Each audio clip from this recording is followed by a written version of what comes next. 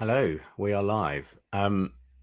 It's 5 o'clock. It's the beginning of our second webinar in our series of the OCD conversations. I'm going to give a few people joining who can see now. I'm going to give the rest of you another 30 seconds, a minute before we start properly. So I've got a great guest coming up a bit later on, but let's just wait a second to make sure everybody who wants to join is going to join, and then we will get going in our second of this series of the OCD conversations. So bear with us. Those who have joined, bear with us just for a little bit longer.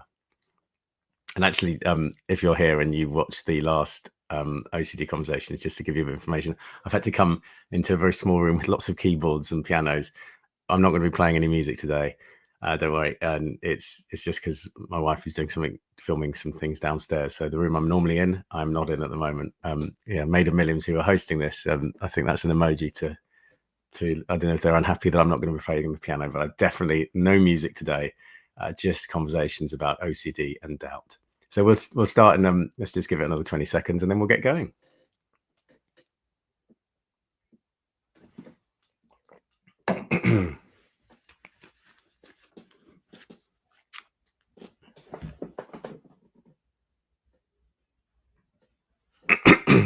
Okay, let's get going. Hello and welcome to the OCD Conversations, a series exploring new and innovative ways to treat obsessive-compulsive disorder, from psychedelics to psychotherapy, deep brain stimulation to ultrasound stimulation, as well as repurposed medications and even computer games. I'll pick the brains of the groundbreaking people who are pushing the boundaries when it comes to OCD treatment. Some of the world's leading specialists who are transforming, quite literally, the way we view and tackle a condition the World Health Organization classifies among the top 10 most debilitating illnesses globally, and which affects about 70 million people worldwide. I'm Sean Fletcher. If you're watching in the UK, you may have seen me on television. I'm a broadcaster on the BBC and ITV. If you're watching from around the world, you won't have seen me, but I'm a mental health campaigner with a particular interest in obsessive compulsive disorder. Now, today, I'm joined by someone who is doing some fascinating work exploring doubt, that word doubt, and that concept doubt in OCD. Tricia Seow is conducting postdoctoral research at University College London at the Centre for Computational Psychiatry and Aging Research. And she joins me now. So let's bring her in. Just hope the technology works. To the stage, and here she is. Hi, Tricia. How are you? Hi. Good. How are you? Yeah, really good. Thank you very much for joining us. You are our second guest in this series of the OCD conversations. That must mean you're a big cheese. You're very important. I mean, I'm very honored really to honored be to have you here, invited. and I know you're really busy, so it's great you've taken time out to talk about doubt, which is actually is an absolutely crucial element of OCD, isn't it? I mean, we often talk about it as the doubting disease. People, whether it's excessive checking, whether it's reassurance seeking, doubt is at the heart of all of that. Can you tell us a bit about what you've learned and what you're proposing to do in your latest research project? Yeah, so I work in the field of decision making and metacognition. So the latter, metacognition, is a fancy word, but really it's about studying how cognition, or basically the awareness of cognition. And one of the key measures in this field of metacognition is confidence, right? Which is something I look a lot in my research, and seeing how it's different with people, with different symptoms of mental illness. And what has been quite interesting is that we have started to kind of think of different types of measures of form of confidence. So traditionally in cognitive task, which I can describe later, we measure something we call trial-specific or like momentary confidence. So it's like the amount of confidence you give in one decision that you've just made before. So very, very specific. But there are other forms of confidence as well, which is related to, but are slightly different from that very specific momentary confidence. For example, like what's the overall confidence you have after you complete many different decisions is like a broader form of confidence. Or, what is your confidence in like one big cognitive domain, like your memory, or, what is your self-esteem? So the confidence of yourself, which is like a very, very broad concept. So you kind of get the sense that, it sort of goes from like narrow to broad. So there's a hierarchy of confidence, and this is something we conceptualize in our research, different forms of confidence. And we have recently found that actually like these different forms of confidence are actually affected or altered differently in different mental health symptoms. So for example, in one of the recent research that we have done, we've kind of shown that, for example, individuals who have very high anxiety and depression, so high anxiety depressive symptoms, they tend to have lowered confidence across all these different forms of confidence, but very kind of predominant on like the big broad level of self-esteem. Whereas for compulsivity, which is like a trait dimension of compulsive behaviors, we tend to find that these individuals have low self-esteem, but also seem to have very high confidence on these sort of like momentary decisions themselves. So it's really quite interesting, I think, that we find these sort of like, different effects, I think, between different mental health symptoms. And I think the finding regarding, higher momentary confidence in these people with high compulsivity, together with like low self-esteem is quite an intriguing, kind of finding that we have. It kind of might reflect the fact that, confidence maybe is really high in these sort of very specific, well-executed compulsive acts that's related to OCD. But then, people with OCD also have these sort of like broader doubt about, safety, morality, or like in their self-confidence as well. So I think these two symptoms, both, for anxiety and depression and compulsivity, are actually very relevant for OCD. So this sort of like work on on confidence, made us think about how we can actually start to better understand doubt in OCD, because confidence and doubt are very related concepts. And doubt, we know, is a very core part of the disorder, as you've already mentioned. Isn't doubt at one end of the spectrum and confidence the other, or is confidence within doubt? Like, I'm just trying to get the sort of idea that aren't they just at one end of the same spectrum? So I would think that I'm using the words quite broadly here, but I think confidence I would consider it kind of like a subset of doubt. So I think doubt is a much broader concept of it. So we do, I think, simply usually refer to doubt as like the feeling of uncertainty, and confidence is like the inverse of uncertainty. But I think broad is really, doubt itself is really much broader than that. So for example, we do a lot of research with confidence, but I think there are other sort of constructs which are also related to doubt that it's not targeted in confidence research. So for example, how someone behaves when they are faced with like risk or ambiguity is like a reflection of their underlying doubt. Or how much information someone samples before they make decisions, which is quite related to these sort of like reassurance seeking and checking behaviors, is also an indicator of that level of doubt. Right. So, I think these different behaviors, not just confidence, is actually very relevant to OCD itself, and also to the phenomena of doubt in OCD. So, I mean, I know lots of people who have OCD at varying levels, and they can be extremely confident in certain aspects of their life, but where the OCD is most prevalent, that the doubt is just, is debilitating. Yeah. How do you explain that someone could be very confident but also have extreme doubt? Yeah, I think, it's a very interesting sort of, I guess, like phenomenon to kind of witness, right? There are different aspects, I think, which are, much more relevant to people who have OCD, and then there are different aspects of their life which are not sort of like seem to be affected by doubt. So I think the broad answer here, which I must say, is that we don't specifically know yet, but it's an active area of research. So I know there's some theories in the OCD literature that I don't personally work on, but I've heard of, is that there's this idea that there may be some sort of like condition association between like a very particular context of the doubt that happens, and with the compulsive act that is made to relieve it. So basically there are I guess associations which are very, very specific to these sort of doubt and the action that comes together with it, and because they are so conditioned, then it only really applies to those specific contexts, but not to other things in their life. There's also another sort of theory about attachment and meaning and personal values that usually most of the symptoms are usually affecting these sort of areas of the person's life. So if it's something that's not really of a personal significance to the OCD individual, then the doubt doesn't really play a big part in it. But more specific to the research that I've done, and also people in our area has been doing, is one of the ideas is that there may be something we call domain-specific metacognition or domain-specific confidence. So it's the idea that confidence is not equally the same in different cognitive domains, right? So for example, someone can be really confident in their perception, but have really low confidence in their memory. So there are basically different areas, I think, of the cognitive function which are separated, and the way that confidence is manifested in each of them are quite different. And also, I think towards the idea of our research with the confidence hierarchy, we have also seen that there are diverging relationships with the different forms of confidence within the hierarchy itself. And I think that can maybe try to unpack a little bit of this idea that why are there certain forms of confidence or doubt which is affected in OCD, and why certain forms are not. So can you just how do you would you illustrate that in a person, this idea that they have doubt about their memory but they're confident in the present? Is that, I think that's what you said, isn't it? Sorry, in their perception. So like perception, right? Yeah, so if they see something, they can be very confident that it's there, but then when they think about memories, then they are doubting everything is related to a memory ability. So that's kind of one of the, I think, big debates actually in basic metacognitive field, that we don't truly know how domain specific the metacognition abilities are in people. You're saying metacognition. Yeah, so I use it interchangeably with the word confidence, but yeah. Oh, so that's what that metacognitive is. So, metacognition is confidence.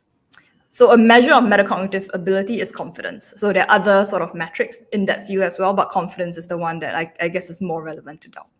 Yeah. Okay. So it's interesting you said it. So I know of someone who used to leave the house.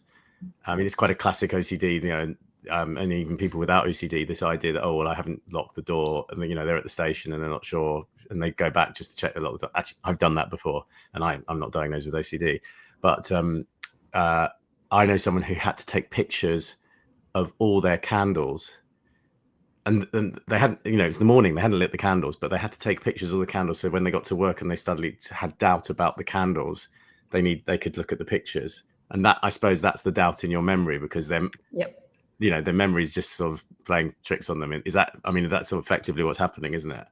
Yep. I think that's a very good sort of illustration of how it could manifest in like a symptomatic way in OCD. Yeah. So how do you measure confidence? I suppose we're sort of getting to the heart of your research. What are you doing when you're actually involved in your research and doing the tests? How do you do it? Yeah, so it's a great question. I love talking about this. But so I guess in the area which I work on, we actually measure confidence with cognitive tasks. So what that really means is that it kind of looks like a computer game most of the time, and we embed kind of like a self-report of confidence within the game itself. So a very classic task that we use in our research is a two-choice task, or more specifically, we call it like a dots discrimination task. It's very simple. It's like, if someone is doing the cognitive task, they sit in front of a computer, and then they're shown kind of like two boxes filled with different number of dots, and the person will just have to select which box have more dots than the other box. And then you are kind of asked, like, how confident are you that you made the correct choice in the decision you had made before? And then you rate that on a scale. So it's not like one or two dots. It's you can't count many. Yeah, it flashes really quickly as well, so you can't really sit there to count the difference. So it really relies on that moment which you see it, and it's really, really fast, less than a second. It sounds stressful, Tricia. I'm not sure. It does, but people do it really well. Like they do way better than they think they can do it. And also, we quite crucially, I think, to the reason why we use these tasks is because we can actually control for things that can actually explain why people have high or low confidence. So for example, if you're really good at a task, you generally know you're good anyway, and you will have high confidence. Or if you're really bad at it, how good you perform is always going to affect your low confidence. So the reason why we have, for example, these dots is because we can actually control the performance of how someone does the task. So in a sense, we can make everyone do it at the 70% correct, right? So we know that the reason for why someone rates high or low confidence in that task is not because they perform better or worse than someone else. So I think it really gives us a very concrete sort of measure of how confident someone is without all these other reasons, right? Why someone might be confident as well. Sorry to interrupt. So you know that the human brain will get 70% of these right. Right across the board, it's pretty much 70%. Oh, sorry. I meant to say that we can actually control the design of the task that everyone actually performs at the 70% level. Yeah. So by controlling how difficult the dots difference is, right? We can make if someone is really good at it, we just make it more difficult, and therefore how many times they're correct is always going to be the same as someone else, you know? I see. So basically, it's not about how often they're correct. You know that you're going to get that to 70%. You're going to adjust it so 70%. Exactly. Yeah. But it's how confident they are that they got it correct afterwards. So then you ask them afterwards, are you confident you got this? You judged that box had more dots in it than this box. Yeah. And what do you find from that? You know, who are the people who are most confident? So the thing is that we then relate it to the mental health symptoms, and therefore, you know, people who have high, you know, anxiety and depression, they even despite performing at the same level with everyone else, they tend to have lower confidence. Whereas someone who has high, you know, compulsivity, even if they perform at the same level everyone else, they tend to rate higher confidence. So I think it's really interesting to see these sort of like effects of confidence, even though everyone is actually performing at the exact same level. I've just noticed we've got some questions coming in. I'm going to get to the questions in about 15 minutes or so, but please send all your questions in. I've got them all logged down on the side of my screen, so I will get to them. So Anna's sent a question in, but anyone else who's watching, please send me your questions, because these webinars are always better when they're shaped by you. I'll ask the basic questions, but you'll ask the really specific ones that are really good. So I'll put them to Tricia in a minute, but I'll have a stockpile of questions, Tricia, to bring you in just a moment. But Anna, thank you for sending the first one in. Okay, so you get how many people? So this is research you haven't done yet. You're proposing to do this research, is that right? So the one I mentioned with confidence with individuals with depression, with symptoms of, you know, anxiety, depression, and compulsivity, it's research we have already done. We generally kind of do it as an online experiment. So we get people to do it through the computer online, and it's usually with a general population. So not really people who are specifically diagnosed with OCD, but basically symptoms that are already present in in the individual in everyday life. So for these sort of experiments, we go up to sometimes over 400 people who are doing these sort of tasks to kind of get a really broad view of, you know, the general population and how these sort of mental health symptoms are manifested in these populations and how it's related to confidence in them. So with the 400 people, if someone presented who was doing it, who had lived experience of OCD, would they mark that down? So you would know, you know, the 20 or 33%. So what was that, 2 times? So statistically, there'll be about 12 people in the 400 who have OCD, and of all of those, you would then be able to get a pattern that people with OCD, how they perform in terms of confidence compared to the rest of the population who perhaps don't. So I mean that's a really good. So we haven't done, I think, that's very specific sort of picking out of people who have OCD within that population itself. But definitely, I think in the future sort of research that we're proposing is actually to bring these sort of, you know, confidence studies a bit more specific to the phenomenon of doubt, and therefore actually with people who have OCD, right? So we also want to know that. So we broadly kind of assume that most of these studies are applicable to, you know, symptoms that are very relevant to OCD, but to look at them in the OCD population is something that we will do in the future with this sort of like foundational research that we already have. But you said it was interesting to see how different mental health conditions are affecting confidence. Can you tell us what you found? I mean, not just OCD, depression, anxiety. What were the patterns? So I think, so as I mentioned before, I think broadly we understand that, you know, like people who have anxiety and depression, they tend to have these sort of like, I guess, lower confidence or doubt levels, which are really high across the board in many different forms of confidence, but more specifically to sort of like the self-esteem level. Whereas for compulsivity, which is, I guess, very related to OCD, we tend to see these more I guess, different patterns of different forms of confidence, which are related, like, you know, low self-esteem, but also sort of high confidence in those very specific decisions. But I think it's also really interesting to think about other sorts of, you know, mental health conditions that have, I guess, confidence or doubt related to them, but maybe not in the way that we think of it usually. Like, for example, people who have schizophrenia or suffer from psychosis, they tend to have, symptoms of delusion, which is kind of a reflection of the opposite of extreme doubt, which is like the lack of doubt and, in the level of the lack of appropriate doubt, I guess, for example, for reality. So I think doubt and confidence is actually very related to many different, mental health conditions across the board. Yeah. Just to stop you on OCD and doubt, I've noticed you, I don't know whether you're slipped down, but your microphone is sort of hiding your face a bit. I don't know, is there any way of just making that a tiny bit lower? Yeah, or if you sit up, I don't know, if you tilt the microphone, yes, just so we make sure we can see your mouth, because when we put this in the podcast and on YouTube, we need to see your face, Tricia, because you're sort of, you're hidden behind it, and that no one wants to see my face, they want to see your face. So thinking of the work you're doing, what are the possible scenarios from the research? I'm anyone who's heard me, I'm a real optimist. I'm always really positive, and I'm just thinking the way we treat OCD at the moment is the go-to CBT and SSRIs. And I'm not a scientist, I'm not an expert, I'm very much a layperson who has a little bit of experience in OCD, but the way we treat it is to treat the compulsions.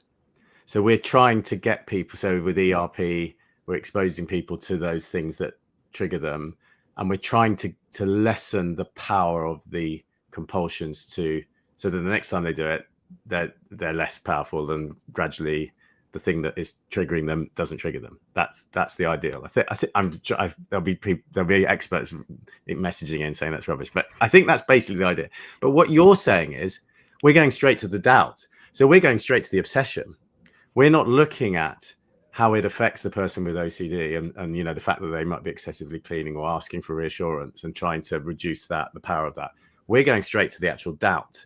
And that sounds to me, that's revolutionary. That sounds, well, maybe that's a bit over the top, but that sounds really powerful, because that's going to the heart of the problem, which is always the way you solve things, isn't it? You're trying to get on the, you're nodding. Am I right in saying that you could be laying the foundations to a new treatment, maybe 5-10 years in the future, that has a very different approach to what we have now? Yeah, I think, I'm glad that you're, excited about this sort of like project idea, which I definitely am as well. So I can kind of share, I guess, the vision that I have with kind of a grant proposal that I've applied for, which is I think the very first basic of it is that we want to characterize doubt in what we call like a standardized way. Because I think in the first instance, we kind of talked about how it's such a broad concept. And I think, current measures, there isn't, at least, typically if you go to the psychiatrist and they do what they call like the standard clinical interview for OCD, doubt is really assessed by one question within the interview. So we do need, I think, a measure that I think can capture the broader sort of phenomenon of doubt.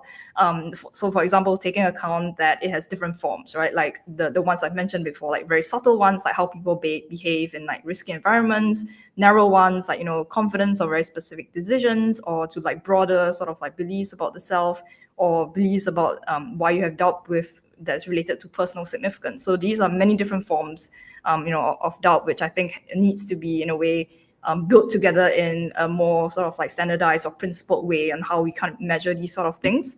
And I think what's really interesting as well is that we know that doubt is also differently, affected in across different mental health conditions and within OCD. So we will have some hypotheses that maybe different forms of doubt or confidence, right, are more important to different mental health symptoms, and we can narrow down to the ones which are really specific to OCD. So once we kind of know what is important to OCD, then we can actually track, how they change over time, which I think is actually very important. Because I think anecdotally, at least I've spoken to people who have OCD, and they have told me that sometimes they experience doubt intensifying right before they have quite, more intense OCD symptoms. And so if you can actually know the trajectory, then I think it gives, a potential way of, targeting the time where we should actually intervene right before things get really bad, right? And the other thing as well is that if we know that there are different forms of doubt, which are, uniquely or much more important to OCD, then can we actually develop an intervention to target these very specific forms of doubt? And I think this is towards the idea that rather than, hoping sort of like more general sort of first-line treatments, which are obviously still very effective, but they don't, as you said, they don't really target or resolve the underlying the issue of doubt itself, that these sort of new interventions that we could develop maybe would be complementary, right, to the first line treatments we already have, or to provide alternatives for those who don't benefit from current treatments itself, and would be much more specific to doubt, that is actually related to their OCD. So something you mentioned there, so it could almost be being able to measure doubt could be an early warning sign for a bout of OCD. So someone with lived experience of OCD, it maybe goes in waves, related to what's happening around them, stress in work, lack of sleep, poor diet, whatever, affecting whether the OCD is bad. But actually, you may be able to spot when the OCD is coming on in a bad way, because before that, the doubt increases. Yeah, so I think that's something we hypothesize at the moment, but due to people sharing their experience, but we haven't actually researched that properly, right, in a research study. So this will be one of, I think, the ideas that we have in the proposal, that we will actually track people over time, right, who have OCD, to see whether do they actually report, does everyone, who take part in the study actually report that they have different, report about their doubt levels or confidence levels before they have specific symptoms of OCD. So we can actually track which forms are the ones that are actually important to predict whether an OCD symptom is going to get worse. So how would you measure that? Is that the same as your confidence boxes? So say you track someone for 10 years who has OCD, would you just get them to do the boxes every week? Yeah, so in a very similar way, yes. But it wouldn't just be the boxes itself. So I think the boxes are, the task specifically is very much more specific to the confidence ratings, but we also give them other tasks, for example, like a task which they can sample information, or like a task where they have to make decisions which are quite ambiguous. So we have different sort of measures of like different aspects of doubt, and we can see which is the one that's actually important, right, to predicting whether the OCD symptom is going to intensify after they report like high levels of doubt in these other aspects.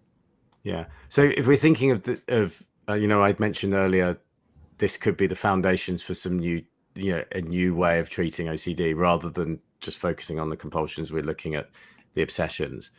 One way might be that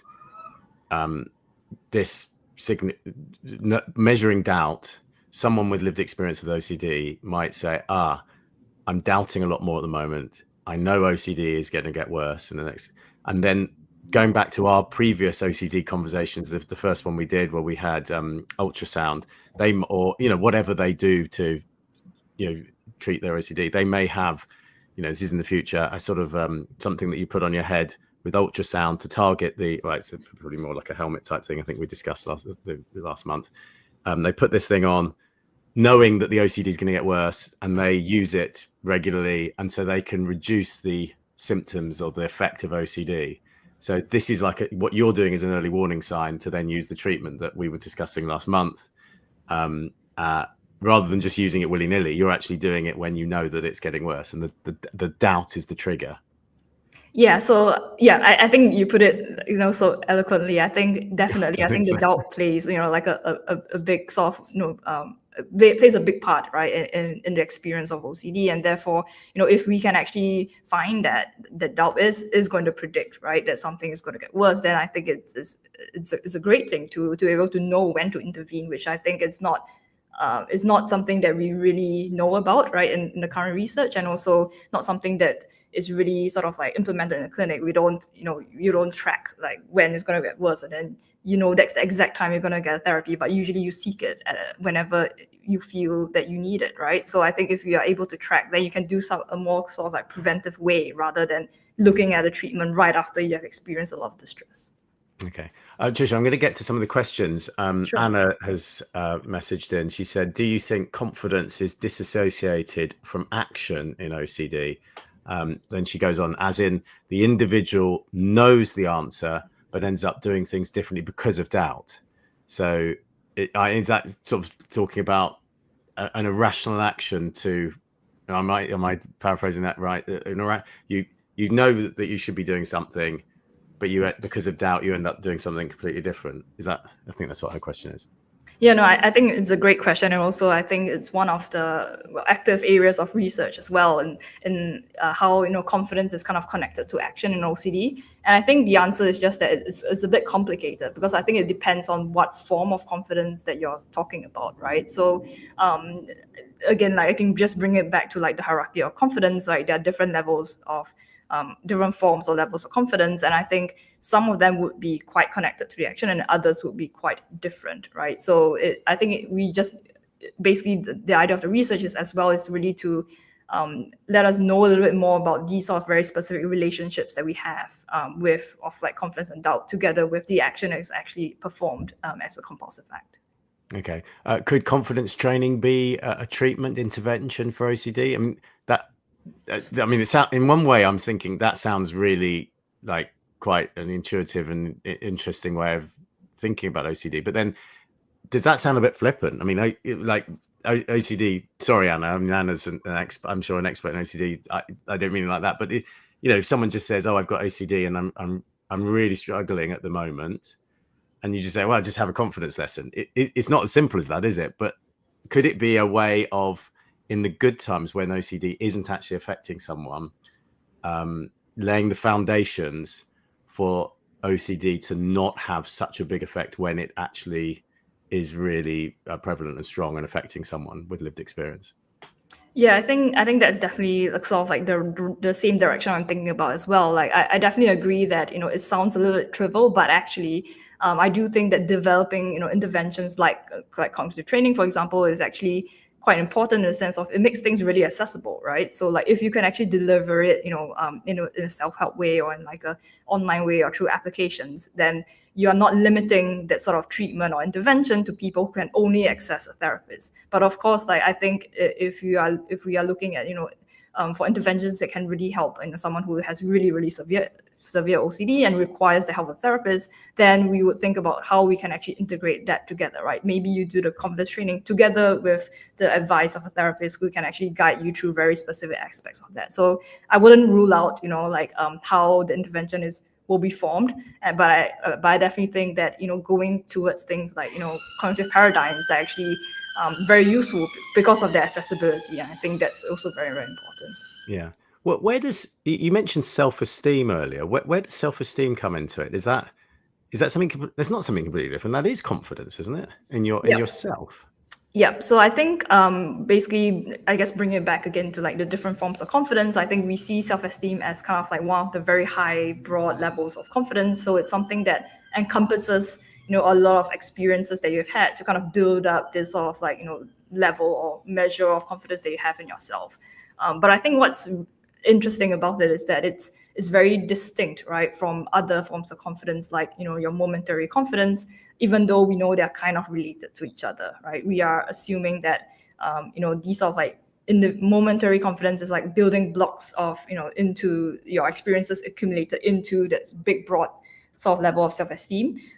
But we know that they can actually diverge, right? So someone with high self-esteem maybe would always, have low confidence when they make very specific decisions. And on the flip side, you can have someone who has very high self-esteem, but then, have really low confidence on very specific decisions. And I think one of the current lines of research is really to try to understand how these different forms of confidence, right, from these very specific levels of confidence to this broad sort of idea of self-esteem, how are they actually related to each other. So it's an ongoing field of research, actually. So there are many people trying to develop computational models to kind of see how they're related, and and to figure out, I think, what else other than these individual confidence that actually goes into the concept of building self-esteem. Yeah. So people watching, please do send your questions in. We've had some from Anna, but please, any more questions, please get them in so I can put them to Tricia. I'm interested in why doubt is so fundamental in OCD. I mean, when I was thinking, I'm thinking about all the sort of, or some of the different types of OCD. So, checking is you're unsure. Say, for example, that example of me saying someone had taken pictures of their candles to make sure they weren't lit when they went to work, even though they hadn't lit them that morning. So that's checking. That's doubt. Doubt in terms of contamination. You doubt that you might bleach the kitchen surface, and you doubt actually whether the bleach worked and that the germs are still there. So that would be excessive cleaning or hand cleaning. And another thing I was thinking of was the sort of doubt about discarding things. I may be not on OCD ground here, but that might lead to hoarding, because you're doubting, giving things away or throwing things away. And then the sort of reassurance side of OCD, almost safety. You're asking for reassurance, or you're not sure that someone loves you, so you ask them, excessive amount of times. That could be part of OCD. And then the other one is, another one I was thinking of was morality. You doubt whether the things that you're doing are moral or ethically right. And so you feel that you're a bad person, and that's the OCD playing havoc with your brain. When actually all the evidence is that people with OCD aren't doing bad things, but they think they are doing bad things, and so they, what their OCD is telling them is that they are not morally, right. But all of this stuff is rooted in doubt. Every bit of it is like they probably at some stage might know that they're not, but then they doubt all of that, and then the OCD plays havoc. Why do you think it is so fundamental in OCD? Why? Doubt is just this absolute key building block to start OCD. Yeah, I don't feel like I can answer your question directly, but I would definitely have to say that I think, especially with all the examples that we have mentioned before, that with what we know from the clinical literature as well, and speaking to patients, that doubt just seems to be the driving force, right, of why people have to make these sort of compulsive acts itself. And I think it's actually really interesting that actually in my current field of research, which computational psychiatry, or in that specific field, we actually haven't really placed a lot of emphasis as doubt as like the underlying force of why people have OCD behaviors. So a lot of the work in the past few years, maybe 10 years, right, has been looking at action systems in the brain and how they actually, how they go awry, or how they're altered in OCD, and how that explains the compulsive behavior, but hasn't really put a lot of emphasis on, like you said, the obsessional side of it, right? So I think this work that I'm proposing is really maybe kind of like the starting block of how we can actually look at doubt a bit more specifically in this field, and hopefully we can then answer this question of why is doubt so fundamental to OCD. Do you know what part of the brain is being triggered when people are doubting? Yeah, I think this is a great question, and also I think maybe like the holy grail in neuroscience research for OCD.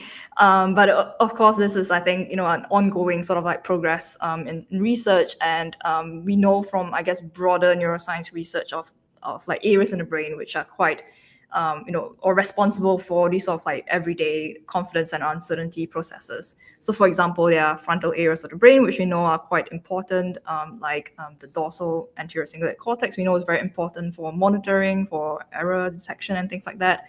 There are also other areas like the ventral medial prefrontal cortex, or again the anterior cingulate cortex, which reflect how we actually, when we kind of generate confidence estimates and things like that. So I think overall the frontal networks, right, seem to be quite important for like confidence processes across many different forms. I think one of the key things to remember is also that, like, all these things are usually in sort of like the broad, more fundamental neuroscience research, but we haven't actually brought that very specifically into OCD, people with OCD. So I think it's still a definite area of, future research, that once we kind of know these fundamental processes, and then to kind of bring it into like a patient context and say that, is this process really the one that's responsible for pathological doubt in OCD? So that's, again, future work, and work that I think a lot of people are also working on. Yeah. So Margarita's messaged in, what impact or implications do you think your work might have for the clinical landscape in OCD? Yeah, I think, well, my hope is that, if we can get, a better or more sort of nuanced or broader way that we can conceptualize doubt, I hope that it will help, the way that we can actually measure or measure doubt, or the way that we characterize doubt a little bit clearer in the clinical field. And also, I think towards the broader aim of, like, could we actually develop interventions that are very specific for different aspects of doubt? I think this is the one which I'm very excited for, but of course, probably has the most clinical impact. So I think, these are the two things I think which I'm quite excited about. What do you mean by that? As in things like what I was saying with like an ultrasound scanner, you would you know when the doubt's happening, so you use the ultrasound scan at a specific time. Is that what you mean? Yeah, so I think with regards to interventions, the kind of ideas I'm thinking about it, one of them is what Anna has sort of mentioned with the cognitive training paradigm. So that if we can develop something that can be, targeted towards the form of doubt that is affected, that would be great. And the other idea is, as you mentioned, like with ultrasound stimulation. So we know that these sort of techniques are very powerful and they can reach areas of the brain that was not possible before with other sort of stimulation techniques. So once we kind of are able to pin down, let's say, like an area of the brain which we know is responsible for doubt, then can we actually test whether modulating the activity in these areas is going to result in an alleviation of doubt in OCD. Okay. Another question. You mentioned memory distrust. Would you say memory itself is impaired in OCD, or is it just doubt? Would someone with OCD actually have difficulties remembering something? Yeah, so regarding that, I think I can recall, there are some studies looking at that specifically. So looking at, for example, if someone does a memory paradigm, is the memory actually affected, or is the confidence actually affected? So I think it's actually both. So there has been in the study or the meta-analysis specifically, they've shown that those people with OCD do have a lower memory performance, but they also on top of that have a lower confidence in the memory, right? So I think it's both of these things. So there's no evidence that someone with OCD, with lived experience of OCD's memory isn't as good. It's just that their confidence in the memory, yeah, and that's doubt, though, isn't it? Yeah. So Yeah. they're sort of all intertwined. Another question from Anna: is low confidence in OCD specific to self-generated actions, or it applies to the action of others as well? I can't quite get my head around what that means. So the external factors as well as internal factors, I think, is that. Yeah. No, that's a very interesting question, but unfortunately, I don't think I have enough knowledge to answer this. But yeah, I think that's a really interesting distinction, I think, to bring, with actions related to OCD symptoms, because I think patients have sometimes mentioned it's always something that is their responsibility rather than someone else's responsibility. But I haven't done research specifically in this area. Yeah. So this new research, you're proposing to do it. You're seeking funds for it. Is that right? What stage are you at? And if you get the green light, how long will it take? Where do you expect to be coming back on this webinar and telling us all about it? What's the timescale? Well, unfortunately, it takes a long time for things to be funded.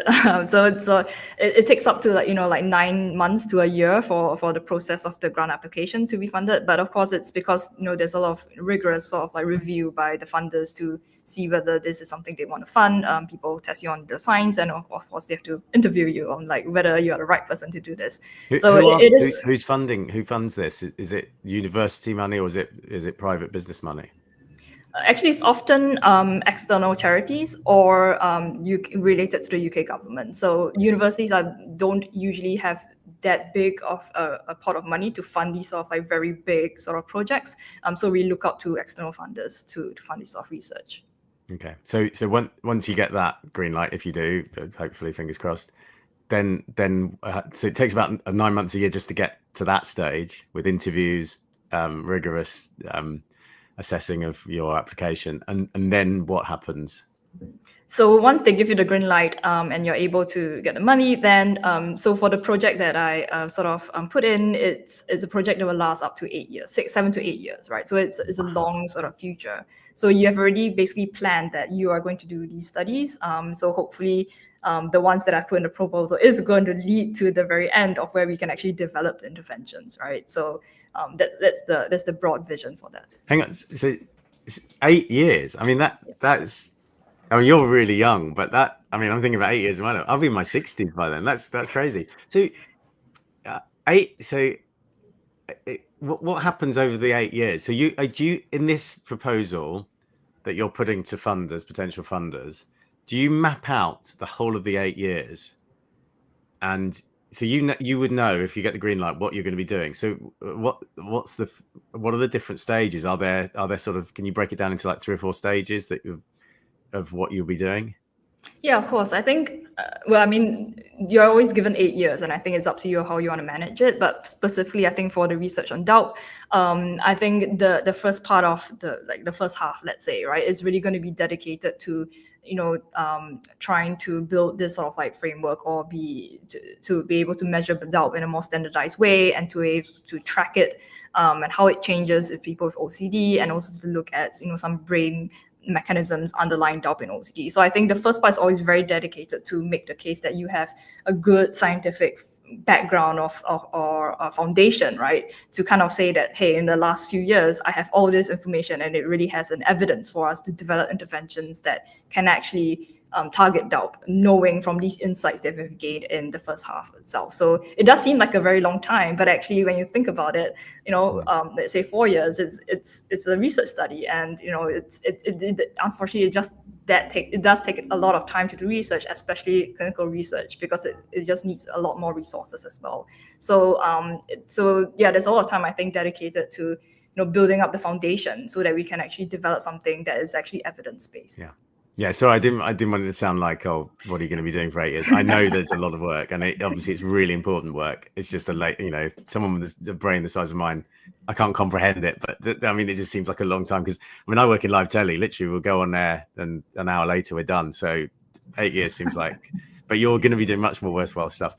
I'm interested in your personal motivations, Tricia. Why are you working in this line of work? Is there a personal sort of motivation and passion, or is it just the line of work that you sort of by accident got into? I think it's kind of both, to be very honest. So like personally, I don't suffer from OCD, but I have other sort of experiences with mental health issues, for example, with anxiety. So I think over the years, I've definitely realized that mental health is a very, very sort of like big part of many people's lives, not just mine. And I'm very passionate about understanding why it happens to people, and how we can actually improve treatments for that, because talking to friends as well, almost everyone has experienced a mental health issue. So it's definitely, I think, a very, very big part of many people's lives, and really drives, I think, the reason why I'm in mental health research. But more specific to OCD, I think it really comes out, I think, from the research I've done since my PhD. And it turns out that many of the things that I found is actually very related to OCD. And there are, I think, just many features of disorder which are just not well studied and not well understood. And it's really, it also drives, I think, my natural curiosity, right, to kind of figure out why is this so, and can we actually do something about that in the research that we have done. I mean, there'll be people who are watching this or listening to this who will really be struggling, and they will have lived experience of OCD, and it will have really impacted their lives. Do you ever think of yourself, I'm sure you're probably too modest to, but that actually you're changing lives, or potentially, with the work that you do? And of course, this is all long-term stuff, but it's all absolutely crucial, and that future generations might look at your work and think, well, that was the turning point, or that was the thing that saved me. Do you ever think of it like that, or I sort of sense you're quite modest, so probably not? I mean, I always think in the sense of that, like, I mean, we are embarking in a way like an area of research that hasn't really been explored very well. So in that sense, I definitely do think the research is very important, because it gives this first step, right, of like, getting there and starting the research, so that even if, for example, if it doesn't work out, but we can say that we tried, and we know where to go on from there. So I think it's very important in that way. And obviously the very big hopeful potential is that it really will translate into something that into a very sort of like useful, effective intervention that can target doubt itself. Well, I mean, I say on behalf of everyone who has had experience, either lived experience or knows someone who has had lived experience of OCD, just to say thank you very much for the work you do, because I know in the future, even if you don't find something, as you said, you'll know that will help point you in the right direction, or other people won't be having to do the same work, because either way it will be invaluable. So thank you so much, Tricia, for what you did. Thank you so much for speaking to us here on the OCD Conversations, because it's been an absolutely fascinating talk. And for me as well, I talk to lots of people who are trying to find new ways to treat OCD and to find breakthroughs with OCD. And actually, it's often talking about, I sort of had a light bulb moment during this, it's often talking about the compulsions, but actually you're focusing on the heart of all of this, and you're not creating some device that maybe goes on someone's head or actually does something straight away, but actually what you're doing is laying the foundations for something that could be much bigger than all these other things. And I think that's absolutely fascinating. So Tricia, thank you very much. And thank you to everyone who's been watching today and all the questions that have been sent in. As I say, that always helps shape what we are talking about on the OCD conversation. So Tricia, thank you. Thank you for watching. And we'll be back next month with another really fascinating guest on the OCD conversations.